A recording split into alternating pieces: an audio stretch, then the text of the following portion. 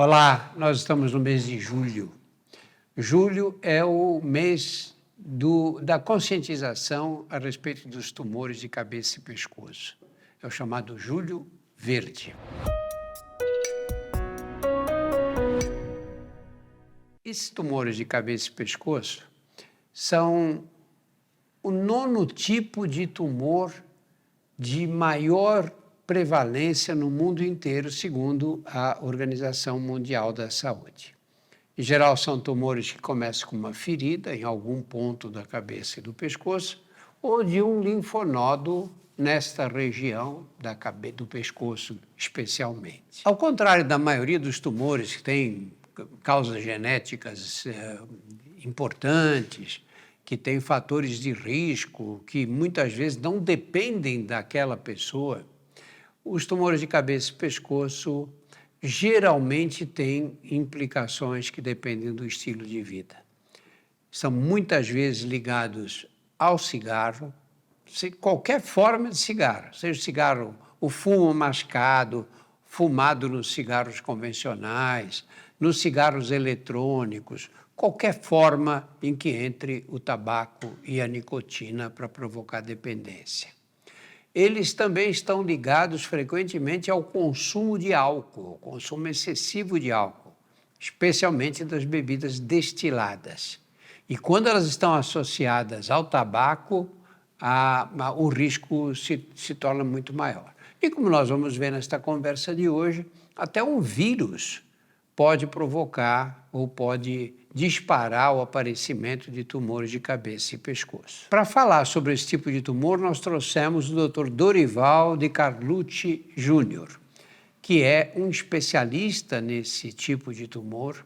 Ele chefia o grupo de tumores das glândulas salivares no Departamento de Cabeça e Pescoço do Hospital das Clínicas, aqui na nossa Faculdade de Medicina da USP. Seja bem-vindo, Dorival. Muito obrigado pelo convite, um prazer estar aqui conversando com você. Os tumores, em geral você tem tumores no cólon, são classificados assim, né? No cólon, tumores de pulmão, tumores de estômago. Os tumores estão relacionados com a localização topográfica do órgão no qual eles se instalam. Por que a gente fala na cabeça e pescoço de tumores de uma região do corpo? É um tema até difícil de a gente explicar para os próprios pacientes, né?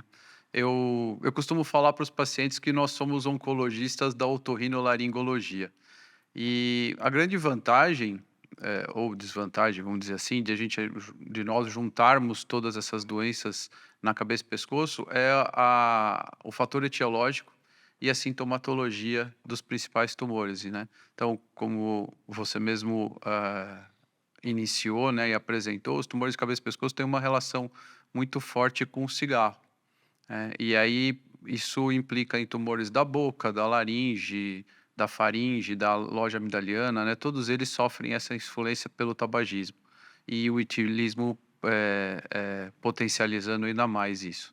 E por que o álcool e o cigarro têm essa importância tão grande no aparecimento desses tumores? O que a gente percebeu ao longo dos anos, os estudos mostraram é que o cigarro causa uma agressão na mucosa de todo o trato aerodigestivo, e essa agressão faz com que haja uma transformação do epitélio normal para um epitélio mais rígido, mais forte, que a gente chama tecnicamente isso de metaplasia. E essa metaplasia favorece a transformação de células neoplásicas. Isso basicamente pelo cigarro. Com o álcool junto, ele potencializa o efeito da agressora a essas células. E aí aquela célula que já não está pronta, vamos dizer assim, para seguir o caminho normal dela, né? Ela já está agredida, com esses fatores agravantes, ela acaba se transformando numa neoplasia maligna. Vamos pensar assim num conceito popular você chamou de metaplasia, né? O que é a metaplasia? É uma transformação, né? A célula se defende de uma agressão, né? Então, aquela célula normal que devia no epitélio aerodigestivo, ela tem que ser alta, com cílios, para que toda a sujeira seja capturada e jogada para fora do organismo. A célula perde esses cílios, ela forma uma camada mais queratinizada, uma camada mais grossa, e essa transformação é uma proteção da célula, porém ela acaba ficando mais frágil, mais suscetível ao desenvolvimento de tumores. E quando você tem esses fatores, o cigarro e o álcool, quais são as pessoas que são mais suscetíveis? Porque todo mundo toma bebidas alcoólicas, nem por isso tem tumores de cabeça e pescoço. A, a, Todo mundo não, um grande número de pessoas. a carga de tabagismo é a mais importante, né? Então, o quanto que fuma, a qualidade do que fuma, né? Então, nós temos hoje uma multiplicidade muito grande de tipos de tabagismo, né? Desde o mascado, que é muito comum nos países andinos, né? Até agora esses cigarros eletrônicos que vêm com um monte de contaminantes junto.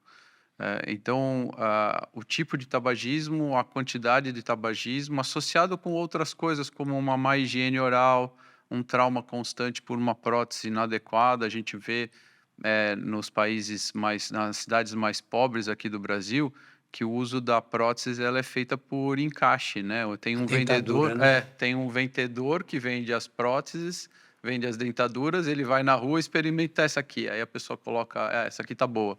Não tem um cuidado individual, né? E isso vai machucando, vai causando dano naquela mucosa que já está agredida. Então, esses fatores vão só se potencializando. Por que que a gente vê mais esse tipo de tumor em pessoas de classes sociais mais desfavorecidas? É chato a gente dizer isso, né? Dá uma dor no coração você falar que a pessoa mais desfavorecida acaba tendo mais probabilidade de ter esse tipo de tumor. Mas isso vai de encontro à qualidade do tabagismo, né? Então, o tipo do cigarro que a pessoa usa, as pessoas mais pobres acabam usando aquele fumo de corda que não tem nada de filtro, né? Junto com o tipo da bebida alcoólica, em geral eles usam mais destilado e um destilado mal feito, sem todos os cuidados. Somado a isso, tem a má informação, né? Então, aquela afta que poderia ser diagnosticada precocemente, ela passa a ser uma afta e ele não dá bola até virar um grande tumor. A dificuldade de acesso à saúde, né? Então, a população mais humilde até conseguir uma consulta com um médico qualificado que saiba interpretar que aquela afta não é uma afta, ela vai demorar e aquilo vai se tornando cada vez maior. E aí até também, como eu falei, o médico precisa, ou não só o médico, o profissional de saúde que está atendendo aquela pessoa precisa ter na cabeça que aquilo pode ser um tumor e que precisa ser investigado de uma forma mais intensa. Então, não é só o médico que faz o diagnóstico do tumor, principalmente de cavidade oral. Nós temos profissionais de saúde, como os dentistas, profissionais de enfermagem de UBS, que eles conseguem detectar uma lesão maligna facilmente, né? Elas têm algumas características bem típicas. É óbvio que eles não vão fazer o diagnóstico, né? O dentista até pode fazer a biópsia, mas o enfermeiro não. Mas ele vai fazer um sinal de alerta e vai fazer com que esse paciente chegue num serviço que possa dar o tratamento mais rápido possível. E quais são as características? Porque, em geral, esses tumores começam com uma lesão, não é? Isso.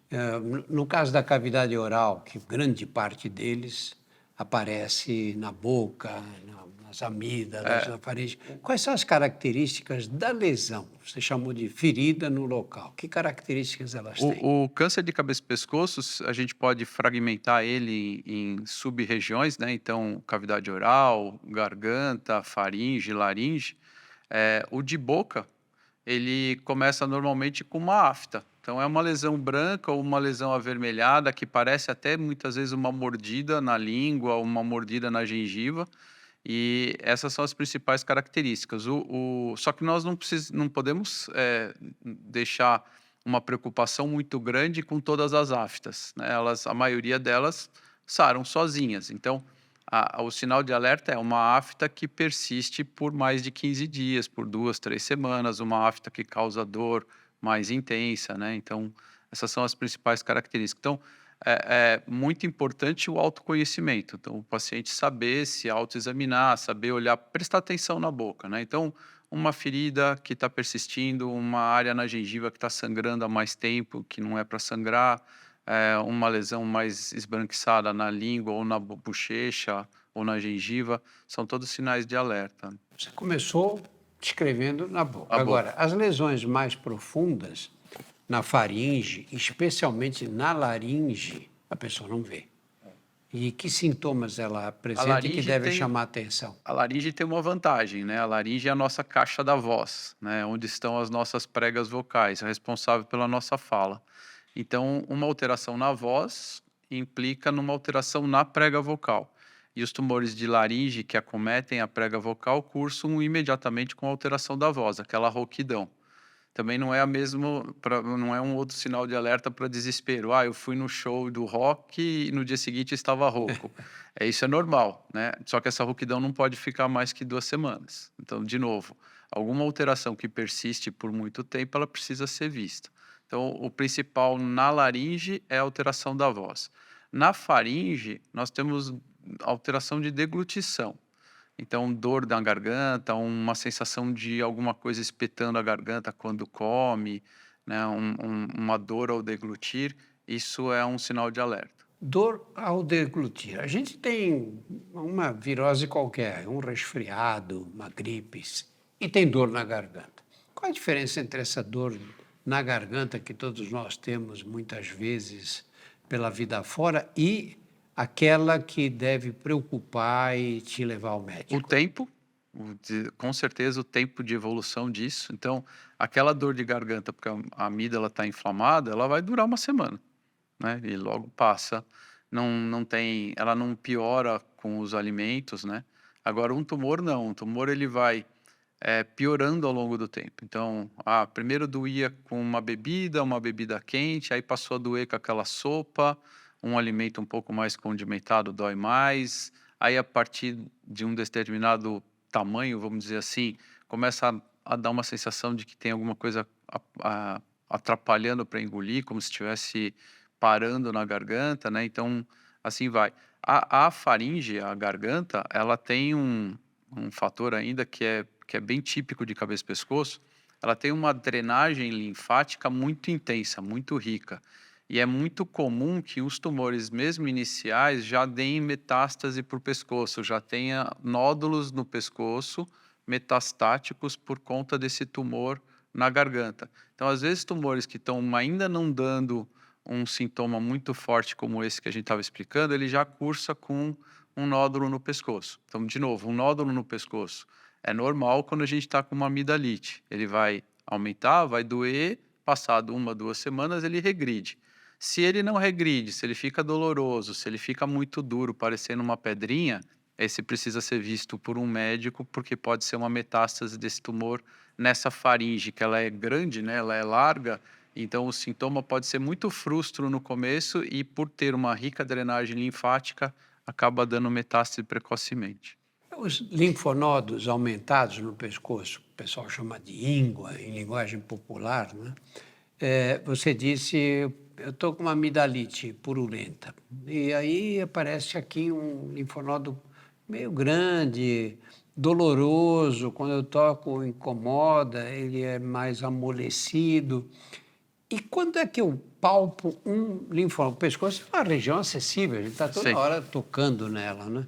Quando é que características tem o linfonodo que deve me preocupar? O tempo, né? Se ele persiste por mais de 2, 3 semanas, como que a gente palpa ele, né? A consistência dele. Se ele é mais borrachoso, ele está mais inflamado. Se ele está muito duro, muito pétreo, ele é mais suspeito. Às vezes ele fica preso em estruturas mais profundas do pescoço. Então aquele inflamado, ele forma um borrão e você não consegue delimitar ele direitinho, mas ele está todo dolorido e você mexe nele. O tumor com metástase, ele é mais duro, ele é mais preso, mais bem delimitado e mais preso às estruturas profundas. Ele fica mais enraizado, vamos falar assim como o povo fala, né? E quando você tem uma situação como essa, ou uma ferida na boca, ou uma dificuldade de deglutição que persiste, ou um linfonodo, uma íngua no pescoço que dura mais tempo, e o doente te procura com uma dessas queixas, como é que você faz? Se ele já procura direto o cirurgião vai procurar fazer uma biópsia, que é ele vai ter isso tudo para nós é um sinal de alerta, é uma alta suspeita para que ele tenha um tumor, e para fechar o diagnóstico, eu preciso de uma biópsia. Os tumores na boca, na faringe, por ter uma área ulcerada, por ser um machucado, nós conseguimos colher um material de biópsia direto desse machucado. Então, com uma lâmina de bisturi, uma tesourinha, a gente consegue cortar um pedaço dessa lesão e mandar isso para biópsia. Nos linfonodos do pescoço, isso é proibido. Eu não posso abrir a pele para cortar, porque ele vai se espalhar inteiro. Então, o que a gente faz é uma biópsia com uma agulha. Então, funciona-se o nódulo com uma agulha fina, muito semelhante com a agulha de colher sangue. E esse material é aspirado nessa agulha e ele é analisado por um patologista. Então, se for uma metástase, o patologista vai conseguir detectar e isso fecha o diagnóstico para a gente fazer o E tratamento. quando eles forem mais profundos, né, que você vai lá para faringe, lá dentro, vai ver uma corda vocal, por exemplo. As lesões de corda vocal nós conseguimos fazer com exames endoscópicos. Então, o cirurgião de cabeça e pescoço e o otorrinolaringologista, eles têm equipamentos endoscópicos que conseguem avaliar a faringe e a laringe. Nós chamamos esse exame de nasofibrolaringoscopia. Nada mais é do que uma endoscopia da garganta. É um endoscópio bem mais fino, bem mais delicado, é possível fazer no consultório normal, sem nada de anestesia, o paciente tolera muito bem. E esse aparelho eu consigo visualizar a lesão e, através de um canal de trabalho, colher biópsia. Na laringe propriamente dita, na prega vocal, às vezes isso é meio perigoso, porque a corda vocal é o local onde nós temos a passagem do ar, né? Então, eu não posso correr o risco de que aquilo fique inchado ou inflamado, porque senão a pessoa fica com falta de ar, né? Então, aí nessas situações, a gente precisa levar o paciente para o centro cirúrgico e anestesiar para fazer a biópsia. Mas o aspecto clínico é muito característico, né? Então, juntando os sintomas, os sinais e os antecedentes tabagismo e etilismo com uma lesão esbranquiçada, ulcerada, uma verruga, muitas vezes parece aquela verruga vulgar que nós temos na pele, é o que nós vemos dentro, na mucosa da boca, da laringe ou da corda vocal. Eu disse na apresentação que esses tumores podem ser provocados por vírus, que era um conceito que não existia no passado, né? Uhum. A infecção pelo vírus do HPV, especificamente pelo subtipo 16 e 18, é a mais agressiva às células da orofaringe. E esse vírus nessas células também causa alterações celulares que facilitam a proliferação de um tumor maligno. Então, o mesmo vírus que dá o câncer do colo do útero, que nós falamos bastante, nós estamos descobrindo ele na cabeça e pescoço. Na cabeça e pescoço, especificamente na amígdala, nós chamamos isso na região da orofaringe e da faringe. Então, esse vírus se acesta na amígdala, propriamente dita, e em tecidos linfóides perto da base da língua, que é o local que nós chamamos isso de orofaringe, né? E aí esse vírus nessa região forma tumores. E aí, diferente do paciente que teve o câncer causado pelo cigarro, vai acometer uma população mais jovem, uma população mais socioeconomicamente abastada, vamos dizer assim. Então, é aquele paciente que não fuma, que não bebe, que é intelectual, mas que tem uma relação sexual mais aberta e aí acaba tendo a contaminação pelo vírus. Nós esperamos que com a vacinação das nossas crianças, esse vírus volte a desaparecer. Nos Estados Unidos, as estatísticas são de que os tumores de cabeça e pescoço, 80% deles são causados por esse vírus.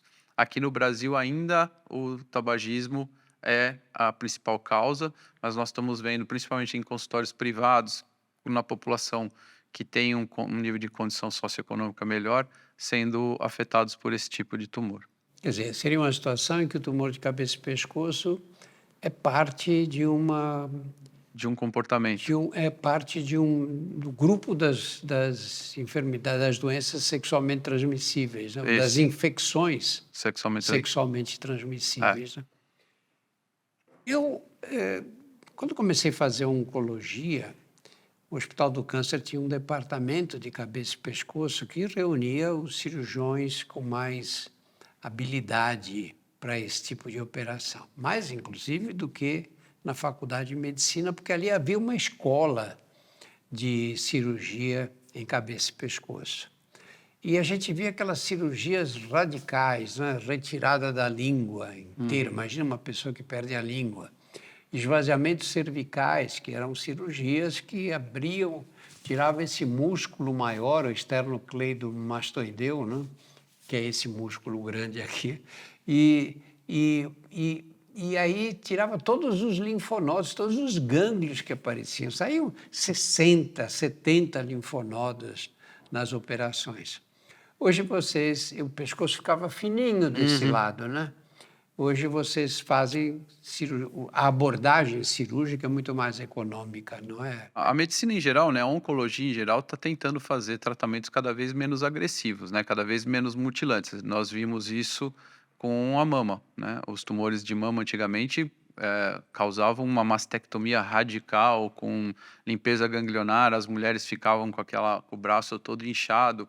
Hoje, a maioria dos tumores são tratados através de uma mamotomia pequena, de uma quadrantectomia, nem sempre precisa fazer um grande esvaziamento.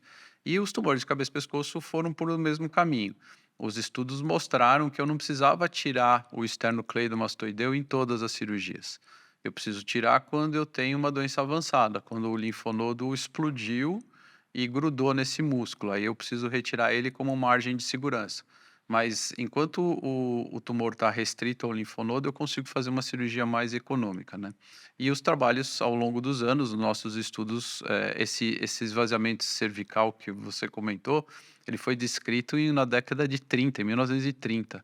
Né? E ao longo desses anos, nós fomos evoluindo e vendo que não precisava tirar tudo, né? E junto com o esternocleido, tirava-se a jugular, né? O paciente ficava com o rosto inchado, não podia tirar dos dois lados porque causava um edema cerebral muito grande. Então, tudo isso foi mudando. Mas, infelizmente, nós ainda temos muitos casos avançados, cerca de 60% dos tumores de cabeça e pescoço chegam aos grandes serviços já em estadios avançados, que demandam um tratamento radical, muitas vezes removendo toda a língua.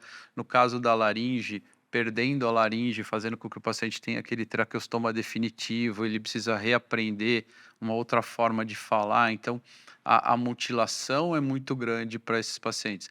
Esse é um dos motivos da campanha do Júlio Verde, né? É tentar prevenir, né? Dar instrução para a população de como prevenir esse tipo de tumor, dar um sinal de alerta para a população, para os médicos em geral que não desconhecem muitas vezes esse tipo de tumores, para que nós para que eles sejam encaminhados o mais breve possível para nós, para que nós para que seja oferecido o tratamento menos radical, né? Então, uma afta pequena na língua, uma remoção simples dela com uma margem de segurança sem causar nenhum defeito na língua, cura o paciente.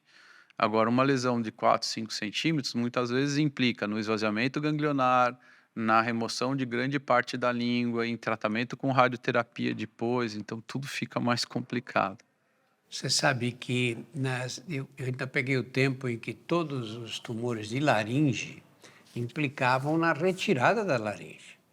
E aí esses doentes ficavam com uma traqueostomia, que era aquele buraquinho que as pessoas conhecem, né? E põe uma toalhinha por cima dele. E é ali que eu aprendi que a nicotina é a droga que mais vicia de todos, que eu vi no Hospital do Câncer, ali nas vizinhanças, Eles fumando doentes que levantavam aquela toalhinha e fumavam pela por ali. traqueostomia. É, Não é coisa horrível. é desesperador ver isso. E o papel da radioterapia no tratamento? Alguns desses tumores são tratados exclusivamente É. com radioterapia. O tumor HPV positivo, que a gente chama, que é esse causado pelo vírus, os trabalhos têm mostrado, alguns até falam que ele é um tumor mais bonzinho, não dá para falar isso, mas ele é mais radiosensível. Então, esses tumores, muitas vezes a gente opta por um tratamento não cirúrgico. O tratamento de eleição é um tratamento com radioterapia, às vezes com uma associação com quimioterapia. Por vários motivos. Primeiro, por ele ser mais radiosensível. Segundo, porque a abordagem desse tipo de tumor na amígdala, muitas vezes, demanda uma mutilação facial muito grande. Então, o paciente Inaceitável, né? então o paciente é melhor fazer. A gente sabe que tem uma boa resposta com a radioterapia e o tratamento vai ficar tão bom quanto se eu fizesse uma remoção cirúrgica. A radioterapia também evoluiu muito, né? Nós hoje temos a radioterapia com aquela IMRT, que é uma radioterapia modulada. Então, o físico consegue calcular exatamente aonde ele vai jogar a dose de radiação sem queimar tecidos sadios, né? Antigamente, eu trabalhei no IBCC durante muito tempo ali na MOCA, né? Que era o Instituto Brasileiro de Controle do Câncer. A gente fazia cirurgia de cabeça e pescoço lá. E, infelizmente, na época não tinha esses aparelhos de radioterapia modernos, né? Então, frequentemente, você via o paciente com a pele queimada, né? Aquela pele escurecida, aquela pele dura, rígida, porque a radioterapia atravessou a pele para chegar no tumor e queimou pele, queimou músculo, queimou tudo no meio do caminho. Hoje não, hoje o físico consegue calcular exatamente a dose, precisa jogar 60 grays de radiação na corda vocal e ele não joga nada na pele, né? Então ele consegue fazer com que essa radiação seja muito direcionada. Então nós temos essa evolução, graças a Deus, né? No passado, os tumores de cabeça e pescoço eram considerados resistentes à quimioterapia. Isso mudou, não? Mudou, várias drogas novas chegaram e agora nós temos as drogas-alvos, né? Nós temos os imunoterápicos que estão dando uma resposta muito boa para esses pacientes, fazendo com que eles tenham uma qualidade de vida um pouco melhor. As pessoas às vezes pensam que os tumores cerebrais, por exemplo, estão incluídos nos tumores da cabeça e pescoço. Os que estão dentro do cérebro exclusivamente, eles são acessados pelo neurocirurgião. Então, tudo que diz respeito ao sistema nervoso central é o neurocirurgião que trata. Mas isso não quer dizer que nós não tratamos também, porque em algumas situações nós temos tumores que, por exemplo, um tumor de pele que cresce no couro cabeludo, ele invade o osso e invade o sistema nervoso central. E aí existem as cirurgias combinadas. Então, entre o cirurgião de cabeça e pescoço, que remove uma parte do tumor, o neurocirurgião, que remove a parte dentro do sistema nervoso central, e muitas vezes isso causa um defeito estético muito grande que nós precisamos de um cirurgião plástico. Dorival, você é formado há quanto tempo? 30 anos. Esse ano eu faço 31 anos. 31 anos. Eu não vou te dizer quanto tempo eu estou formado, mais de 50 com certeza. O avanço nessa área, quando olho o começo da minha profissão, o avanço para agora é brutal, não é? Você nota esse avanço também nos Bastante. últimos 30 anos? Bastante. Como eu disse lá na época do IBCC, essa cirurgia radical eu cheguei a fazer várias na minha época de residente. Então, um paciente que tinha o chamado pescoço positivo, a cirurgia tinha que ser radical. Hoje não, hoje a gente sabe que um pescoço positivo, eu posso fazer o que a gente chama de radical modificado. Eu tiro os linfonodos, mas preservo o músculo, preservo a veia, né? Então, mudou bastante. E ao longo desses anos, nós tivemos os protocolos de preservação de órgãos, né? Ficou muito famoso um protocolo do VA lá nos Estados Unidos, né? Do Hospital do Veterans, em que eles tentavam salvar as laringes dos pacientes fazendo um tratamento não cirúrgico. Então, aqueles pacientes que tinham indicação de uma laringectomia total, eles iam para um tratamento com radioquimioterapia na intenção de preservar essa laringe. E naquela situação estava conseguindo tratar isso, né? Nós temos uma situação no Brasil que esses tumores ainda são muito frequentes, né? Como é que você acha que tem que ser dirigidas as campanhas de conscientização? O nosso Julho Verde estava fazendo 10 anos esse ano, né? Essa campanha tem 10 anos. Ela tem basicamente duas ações: conscientizar o povo de que existem esses tumores são sérios. O tumor de boca, ela é o quinto mais frequente no Brasil. Ele perde para a próstata, para a bexiga, no homem, né? E se nós associarmos o tumor de boca com o tumor de laringe, englobando cabeça e pescoço, ele passa a ser o quarto mais frequente. Nós temos estimado para esse ano cerca de 16 mil casos novos de câncer de cavidade oral, né? E de laringe, cerca de 8 mil. Então, é uma quantidade muito grande. Então, precisa conscientizar, né? Precisa explicar para a população que o fumo é perigoso, que o álcool é perigoso, que precisa prestar atenção numa boa higiene oral, de tratar bem os dentes, de escovar bem os dentes, né? De se usa prótese, usar uma prótese adequada, qualquer ferida, qualquer machucado precisa ser avaliado logo. Isso na população geral, né? E na parte médica é muito frequente eu receber no consultório pacientes encaminhados para o cirurgião de cabeça e pescoço porque ele tem uma dor no pescoço, porque ele tem um problema de coluna ou porque ele tem uma enxaqueca. Então, o próprio médico generalista não sabe qual é o espectro de ação do cirurgião de cabeça e pescoço. E muitas vezes esse paciente que tem uma afta, um tumor na língua, por exemplo, ele fica vagando por vários médicos até chegar na gente. Eu operei há 2 anos atrás uma moça na época ela tinha 40 anos de idade, que ela tinha um tumor de glândula salivar na região posterior aqui da mandíbula há 10 anos. Ela tinha 10 anos de história, esse tumor foi crescendo, foi aumentando, eu tive que remover toda a mandíbula dela, fazer uma limpeza ganglionar bilateral, a gente precisou de um plástico para reconstruir, ela está com uma qualidade de vida horrível, ela não consegue comer direito, porque ela tinha um tumor há 10 anos e ficou passando por vários médicos. Acharam que era ATM, tratava bruxismo, falavam que era problema dentário, e ninguém chegava no diagnóstico dessa moça, né? Então, nós precisamos dessa conscientização. Então, esse espaço que você abriu para nós, para a Sociedade de Cabeça e Pescoço, para promover o Júlio Verde, é muito importante. Nós precisamos conscientizar a população que o tumor existe e precisamos conscientizar os médicos que precisa prestar atenção nesse tumor. Você sabe o que você estava falando? Eu lembrei de um caso que eu tive muitos anos atrás. Eu era um médico muito jovem naquela época.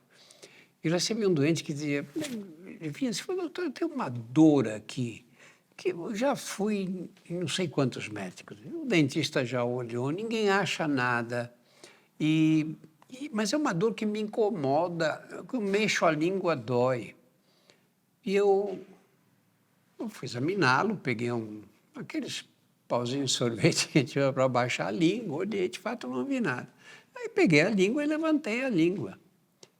Levantei a língua e falei, você tem uma ferida aqui embaixo da língua? Ele falou, não. Eu falei, não, tem, eu estou vendo a ferida aqui.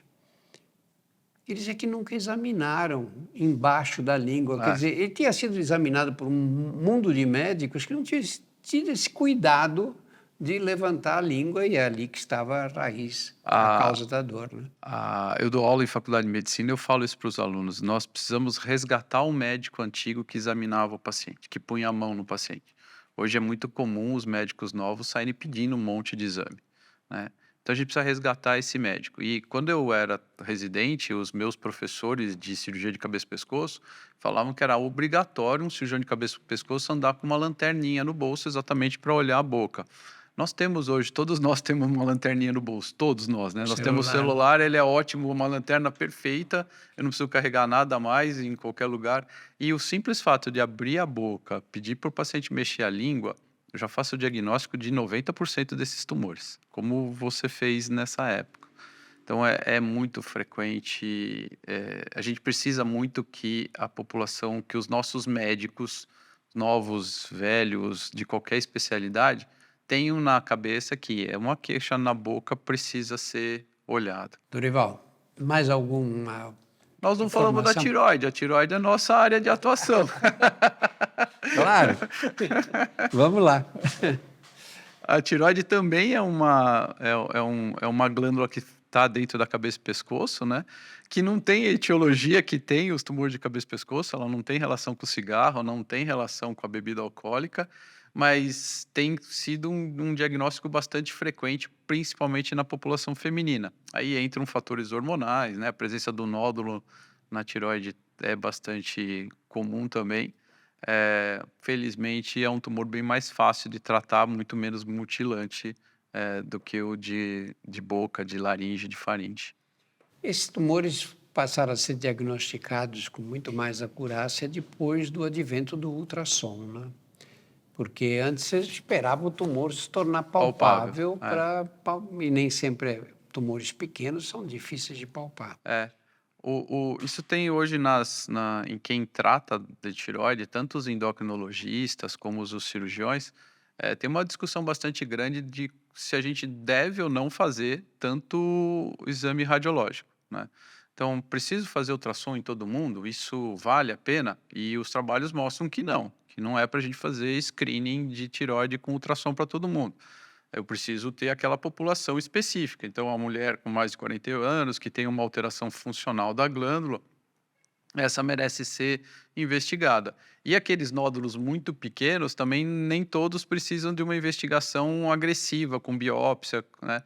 O tumor de tireoide, felizmente, ele é um tumor pouco agressivo, de crescimento muito lento. Tem um trabalho muito bonito do professor Hélio Bisi, acho que o senhor conhece ele, que era um Sim, endocrinologista lá do claro. HC. Ele avaliou 1.700 autópsias. Retirou a tireoide de pacientes que tinham morrido de causas naturais, sem história de doença tiroidiana. Metade tinha nódulo na tireoide e dessa metade, 8% era um tumor maligno. Então, os pacientes Pessoas que morreram de outra morreram causa. sem nenhuma manifestação desse tumor, né? Então, ele é um tumor, é considerado um tumor maligno, ele tem comportamento maligno, agressivo em algumas situações, mas a imensa maioria não tem esse comportamento. Então, nós precisamos tomar cuidado quando lidamos com nódulos de tireoide para não ser mais agressivo que o próprio tumor. Então, fazer biópsias sem o devido critério ou pedir ultrassom sem o devido critério.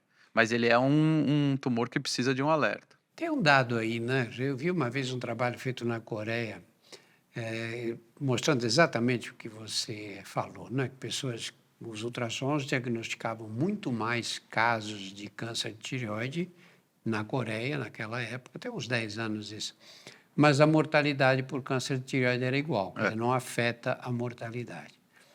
Então, aí as pessoas dizem, você encontra sempre alguém que teve um câncer de tireoide e diz, o meu foi descoberto cedo graças ao Graças a ultrassom. Como é que o médico se equilibra nessa história aí? É, Pede para todo mundo, pede...